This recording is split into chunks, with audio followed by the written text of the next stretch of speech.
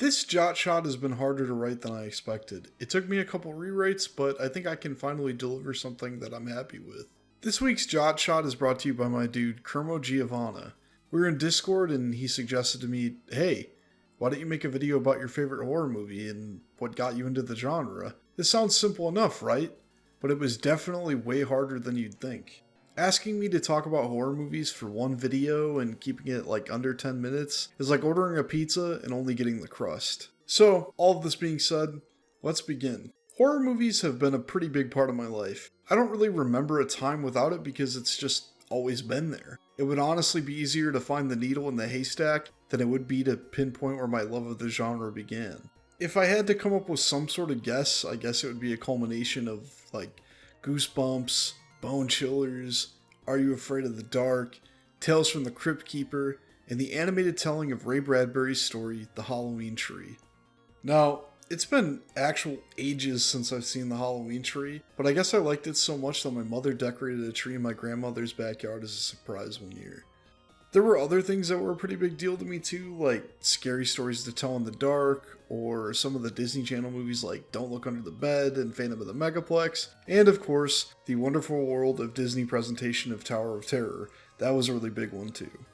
Coming back to Tales from the Crypt Keeper though, I remember being infatuated with it to the point where I was renting the tapes from the video store like almost every other week. Probably would have just made more sense to buy them, but who knows. The series was a bunch of animated shorts presented by a wacky, decaying deviant who'd break the fourth wall as a host to the audience. He'd crack obnoxious jokes, and then he'd roll shorts ranging from stories of kids who were shrunk smaller than ants, to kids who found abandoned places they shouldn't have trespassed. It was the perfect blend of campy and scary that satisfied my interest in horror. Eventually, I'd discover the adult live-action iteration of the series, Tales from the Crypt. It had the same charm as the animated series, except it had stronger language, creepier stories, gore, and usually sexual themes. My folks didn't really care that I was watching it because I was seeing the censored version of the series on the Sci-Fi Network, but the show originally ran on HBO and has a pretty crazy legacy. It featured all kinds of big names of directors like Robert Zemeckis, Mary Lambert, Tobe Hooper, William Friedkin, and even Tom Hanks. On top of that, we'd be treated to seeing actors like Brad Pitt, Steve Buscemi, Joe Pesci, Tim Curry, Sandra Bullock, and Whoopi Goldberg. I guess the closest comparison I have to this kind of star-studded project would be something like The Twilight Zone, but unfortunately the series has been over for a long time and for some reason it isn't even available to stream on any platform. You'd think HBO would dig it up and bring it to HBO Max, but it just hasn't happened yet. The best way to watch the series is, finding clips on YouTube or hunt down the complete series DVD set if you can find it. It's something that I've been meaning to grab from my own collection for some time now. Now, you're probably saying, alright Jot, I got you, but what about the movies? When are we going to talk about your favorite movies? Well, glad you asked, because we just arrived at the damn movies. One summer while I was visiting my dad, I'd get him to rent me some of the key classics. We'd rent Friday the 13th, Nightmare on Elm Street, Halloween, and I believe we even grabbed Texas Chainsaw Massacre. I was digging what I had been longing to see, but there was still one movie on the list that I'd have to keep waiting for, The Exorcist. My dad refused to rent it for me based on the fact that he didn't want to take the flack from my mom. That same summer, though, I'd get to see the post-apocalyptic horror film 28 Days Later, which, if I'm being honest, bothered me more than any other piece of horror media I'd get to see at the time. But hey, shit happens. So, returning home from my visit, I'd explain to my mom about all the horror movies I had watched over the summer and told her I wanted to see The Exorcist. She was in agreement with my father, for once, and I'd have to keep waiting, but not for too much longer. I'm a little foggy, but I believe it may have been my 11th or 12th birthday. I woke up and my family decided to give me gifts that morning. We'd gone through everything and my stepdad walks in with one last gift, The Exorcist Trilogy. I still don't know how he swung that past my mom, but holy shit did he win big.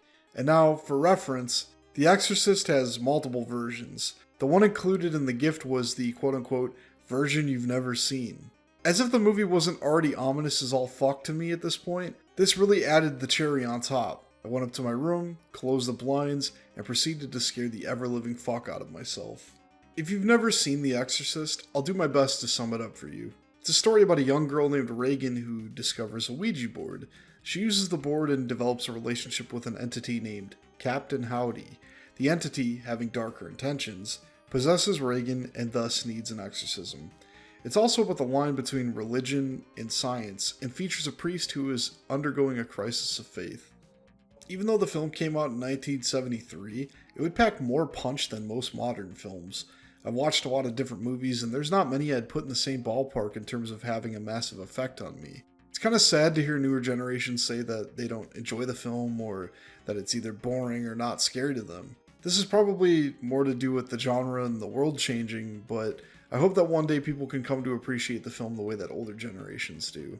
The Exorcist is probably the most important horror movie for me, and the more I think about it, it's probably my favorite. The film still bothers me to this day, and possessed Reagan is a piece of cinematic imagery that has always been stuck in the back of my head. So with all of this being said, I will say there are a couple modern horror movies that are in the same league as The Exorcist in terms of really pushing the boundary and getting inside, and I would say those movies would be Hereditary and Midsommar. Horror is one of those interesting genres where like a film might affect one person but not do shit for another person. It's just we all have different experiences, we all have different things that scare us. I feel like the perfect way to round this out would be to drop a list of some of my favorite horror movies in case you want to check them out and get an idea of what kind of things I like. These are in no particular order. Texas Chainsaw Massacre 2, Evil Dead 2, Nightmare on Elm Street 3, The Dream Warriors, Reanimator, You're Next, Green Room, It Follows, The Collector, Grave Encounters 1 and 2, Hellraiser, Pet Sematary 1989, and a special shout out to one of the goofiest movies of all time, Stephen King's Thinner. If you know, you know. So on that note, drop a comment with some of your favorite horror movies and maybe something you'd like to hear me talk about next time on j0tsh0ts. As always, like, subscribe, and remember, no brain, just aim.